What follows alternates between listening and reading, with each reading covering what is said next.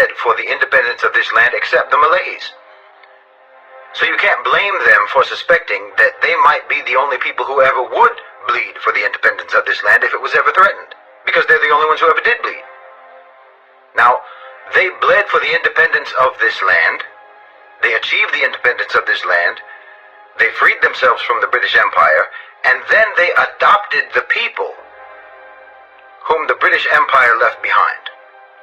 They integrated them into the citizenry of the new independent Malaysia.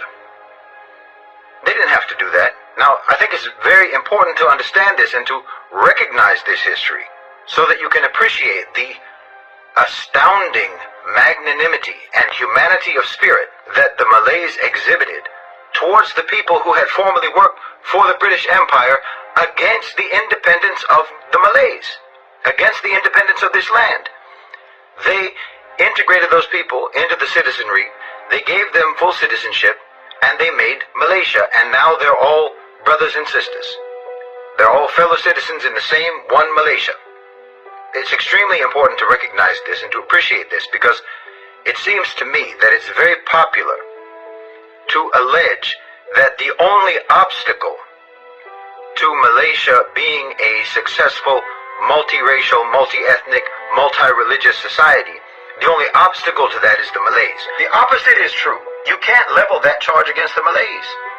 There is a multiracial society in Malaysia because of the Malays. There is a multi-ethnic society in Malaysia because of the Malays. There is a multi-religious, multi-faith society in Malaysia because of the Malays. Their magnanimity, their tolerance is not open to question.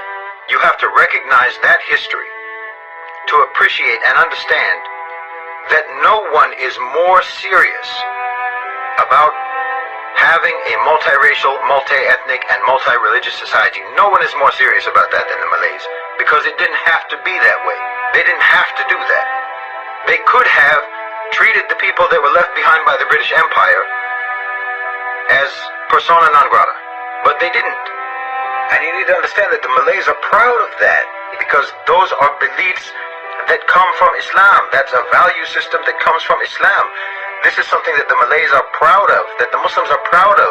We can, in Islam, have multiple belief systems operating peacefully amongst each other, multiracial groups. You understand? So it doesn't make any sense for anyone to oppose Islam being the official religion of the state of Malaysia in the Constitution, because it's on that basis, it's because of that value system that you have a multiracial, multi-ethnic, and multi-religious society. You have to appreciate it.